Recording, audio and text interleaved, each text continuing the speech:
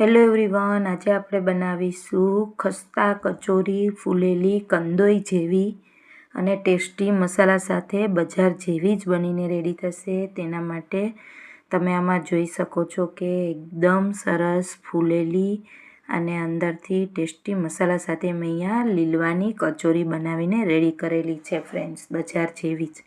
તેના માટે મેં અહીંયા એક બાઉલ એટલે કે 1 કપ મારે અહીંયા લીલવાના દાણા લીધેલા છે તુવેરના।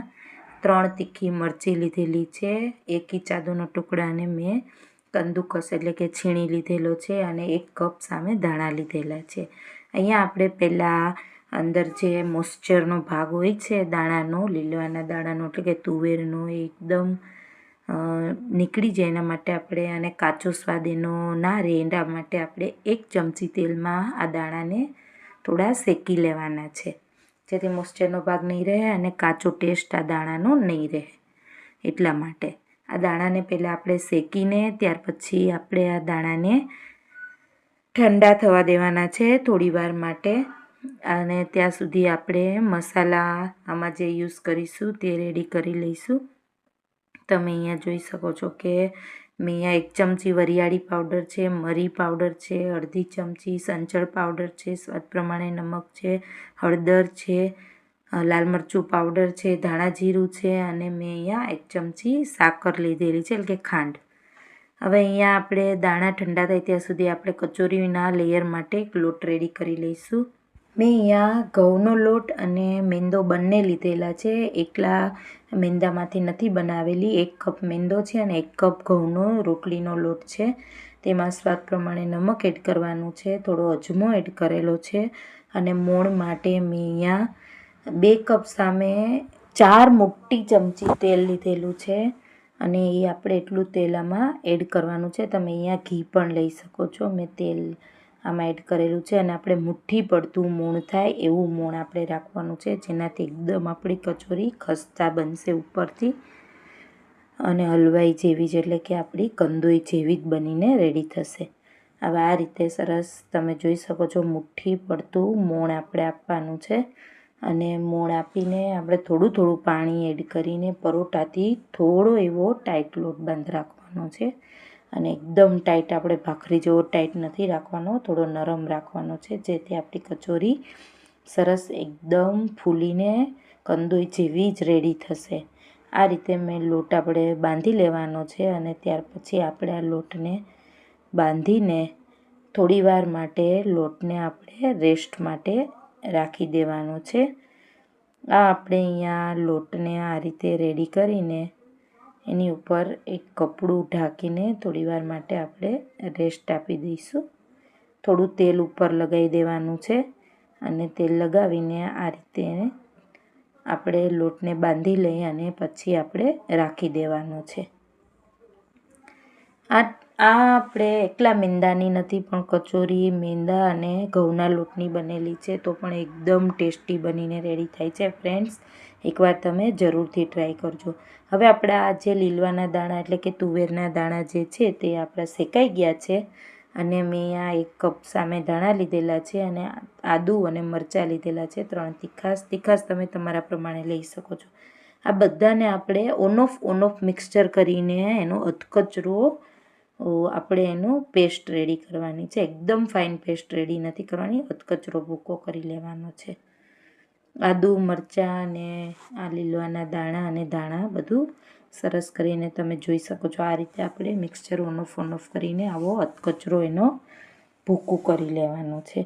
ત્યાર પછી આપણે જે મસાલા લીધેલા છે તે આપણે બધા એક બાઉલમાં મિક્સ કરી લઈશું। હળદર પાવડર છે, મરચું પાવડર છે, ધાણા જીરું પાવડર છે, ત્યાર પછી આપણે આની અંદર 1 ચમચી વરિયાળી લીધેલી છે અધકચરી ખાંડેલી, ત્યાર પછી 1 અડધી ચમચી મરી છે, સ્વાદ પ્રમાણે નમક છે, સંચળ પાવડર છે અને આમાં ખાંડ લીધેલી છે અને આમાં આપણે ગરમ મસાલો પણ અડધી ચમચી એડ કરવાનો છે। હું આમાં મારે ભૂલાઈ ગયો એટલે મેં સીધો મસાલામાં એડ કરેલો છે। આ મસાલા બધા એક બાઉલમાં મિક્સ કરી લેવાના છે। ત્યાર પછી મેં એક ફ્રાય પેનમાં 3 ચમચી તેલ ગરમ કરવા રાખી દીધું છે અને તેલ ગરમ થાય એટલે એમાં મેં 1 ચમચી આખું જીરું એડ કરેલું છે, જીરું થોડું ફ્રાય થાય એટલે આપણે એની અંદર હિંગ એડ કરી દેવાની છે. અને ત્યાર પછી આ જે આપણે કચરો ભૂકો કરેલો છે ધાણા, આદુ, મરચાં અને લીલવાના દાણાનું, તેને આપણે આની અંદર એડ કરીને એને થોડીવાર ફ્રાય થવા દેવાના છે તેલમાં. અને તે થોડું ફ્રાય થાય એટલે આપણે જે મસાલા બધા મિક્સ કરી દીધેલા છે તેને આની અંદર એડ કરી દેવાના છે. અને થોડીવાર આને સ્મેલ આવવા લાગે એટલે આ મસાલાને બી થોડીવાર આપણે આ ઓઇલમાં શેકી લઈશું, આ રીતે ફ્રાય કરી લઈશું. અને ત્યાર પછી આમાં આપણે અહીંયા મારે ગરમ મસાલો પહેલાં મસાલામાં એડ નહોતો કર્યો એટલે મેં અહીંયા અત્યારે ડાયરેક્ટ યુઝ કરેલો છે. ગરમ મસાલો મારે મસાલા જોડવા રહી ગયો હતો બાકી, એટલા માટે.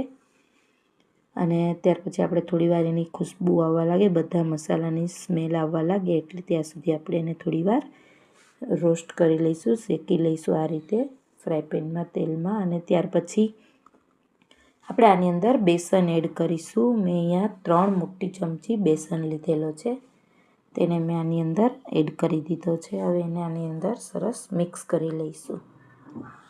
આ મસાલો એકદમ ટેસ્ટી બનીને રેડી થાય છે. ફ્રેન્ડ્સ, તમે આ રીતે એકવાર જરૂરથી લીલવાની કચોરી બનાવજો. તમે બીજી કચોરી ભૂલી જઈશો. આ લસણ ડુંગળી વગરની પણ બહુ જ સરસ ટેસ્ટી બનીને મેં અહીંયા રેડી કરેલી છે. આ રીતે આપણે મસાલો, અને આ કચોરીનો મસાલો તમારો ખરાબ નહીં થાય, આમાં પાણીનો ભાગ સહેજ બી નથી. તમે આને 15થી 20 દિવસ માટે સ્ટોર કરીને રાખી શકો છો ફ્રીજમાં. ત્યાર પછી બેસન એડ કરીને આપણે 2 મિનિટ માટે આ મસાલાને સરસ મેં ફ્રાય કરી લીધેલો છે તેલમાં મીડિયમ ગેસ ઉપર. અને આપણો એક મસાલો હવે એકદમ સરસ બનીને કચોરીનો રેડી થઈ ગયો છે. આ મસાલાને હવે આપણે એક વાસણમાં કાઢી લઈશું અને સહેજ થોડો ઠંડો પડવા દઈશું.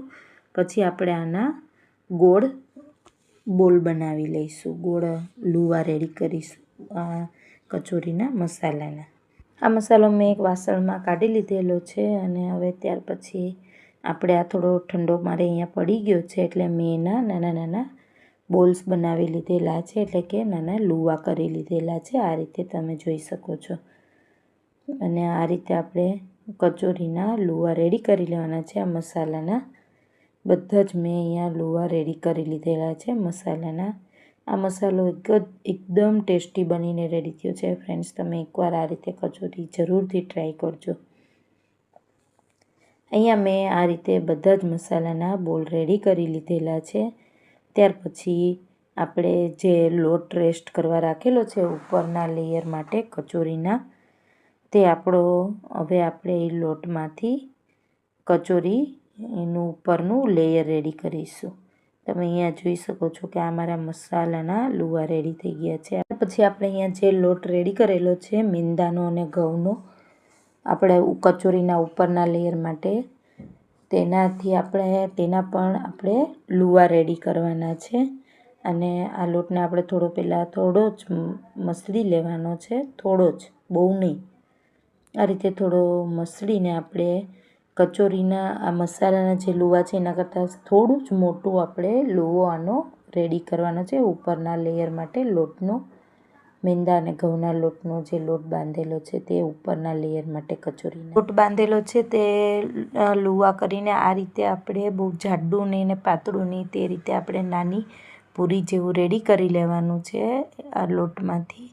અને ત્યાર પછી એમાં આપણે મસાલાનો જે લુવો રેડી કરેલો છે તે વચ્ચે રાખીને આ રીતે આપણે ઇઝીલી ફોલ્ડ કરી લેવાનું છે ઉપરનું આ પૂરી જેવું બનાવેલું છે. અને સહેજ આપણે થોડું પ્રેસ કરી દેવાનું છે, થોડું હળવા હાથેથી આપણે પેસ્ટ કરીને આપણે આ કચોરીને આ રીતે રેડી કરી લેવાની છે. હવે આપણે ફ્રાય કરીશું.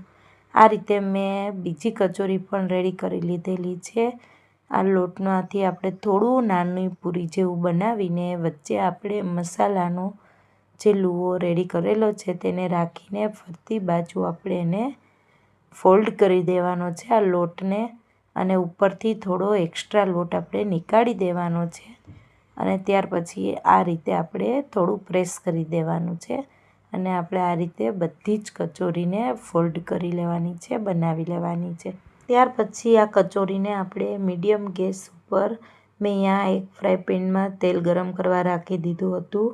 આપણે આ તેલને પહેલાં ચેક કરીશું. લોટ એડ કરવાનો છે. એડ કરીશું. જો તરત જ ઉપર આવે એટલે આપણું આ તેલ ગરમ થઈ ગયું છે કચોરી તળવા માટે. એટલે ત્યાર પછી આપણે આ કચોરી જે ફોલ્ડ કરીને રેડી કરેલી છે તેને આપણે આ તેલમાં એડ કરવાની છે અને મીડિયમ ગેસ ઉપર જ સરસ ફ્રાય કરવાની છે, જેથી અંદરનું ઉપરનું લેયર જે છે તે એકદમ ક્રિસ્પી બનશે અને આપણી કચોરી એકદમ સરસ ફૂલીને રેડી થશે. આ રીતે મીડિયમ ગેસ ઉપર આપણે કચોરીને તેલમાં ફ્રાય કરવાની છે. આ રીતે થોડીવાર આપણે કચોરીને આપણે ઊંધી કરવાની છે, ફેરવી લેવાની છે અને બંને બાજુ સરસ ગોલ્ડન બ્રાઉન થાય તેવી સરસ આપણે ફ્રાય કરી લેવાની છે.